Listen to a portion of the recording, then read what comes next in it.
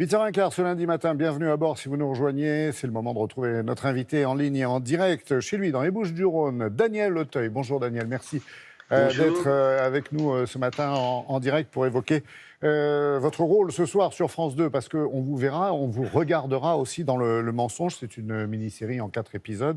Vous y incarnez Claude, un médecin réputé, maire d'une jolie petite ville côtière, accusé de viol par son petit-fils de 10 ans. J'essaye de faire court pour pitcher l'histoire.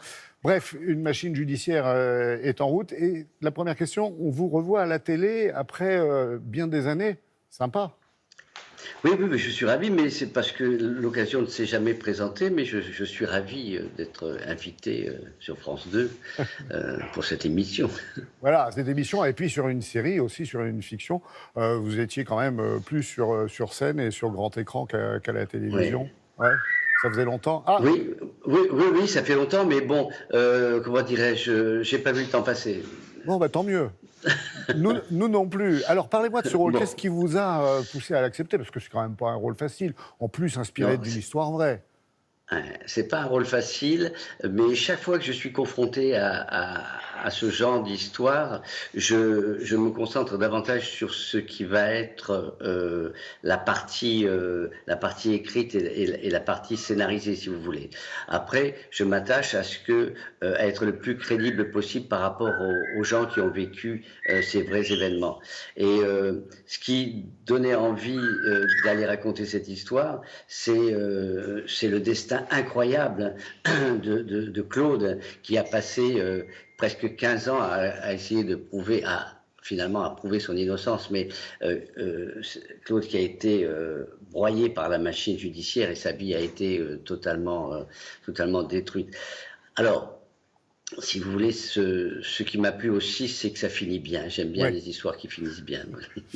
oui, c'est ça. Parce qu'en fait, il s'avère être un mensonge. C'est le titre aussi du livre qu'a écrit le maire Claude, Giacomo. Claude, ouais. Voilà. Vous connaissiez cette affaire il y a 20 ans, je crois. Non, en fait, je la connaissais. Non, je la connaissais. Je ne la connaissais pas. Non, non, je la connaissais pas. Non, non. Mais vous avez Maintenant, rencontré Christian Giacomo, vous l'avez rencontré? oui, j'ai rencontré toute la famille. Et si vous voulez, ce qui m'a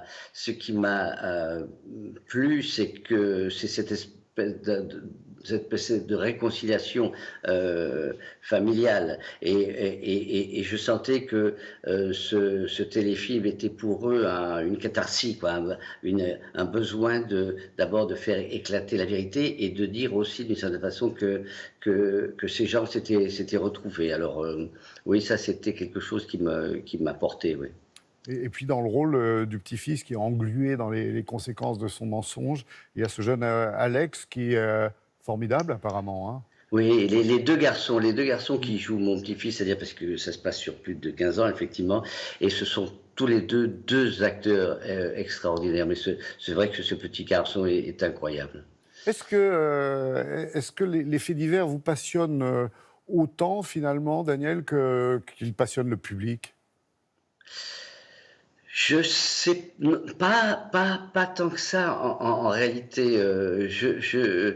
Si vous voulez, ce qui m'intéresse, comme je suis acteur et je suis sensibilisé par des personnages dont le destin est extraordinaire. Donc le fait divers en tant que tel, non, m'intéresse pas tellement. Ce qui m'intéresse, ce qui me plaît, c'est qu'il soit transcendé par un metteur en scène et que ça devienne une fiction. Voilà. Je m'éloigne beaucoup En réalité, quand je raconte des histoires qui ont été vraies, je m'attache juste à être le plus crédible possible et le plus rigoureux, de façon à n'offenser la mémoire de personne, mais surtout, ce qui m'intéresse, c'est que ça fait des histoires formidables ça fait des films formidables pour les spectateurs, quoi. Voilà, c'est ça qui me plaît. Dont Le Mensonge, effectivement, à voir ce soir sur France 2. Daniel Auteuil, vous êtes un homme de scène, de théâtre, et on vous retrouve bientôt, le mois prochain d'ailleurs, avec le Déjeuner en l'air au théâtre.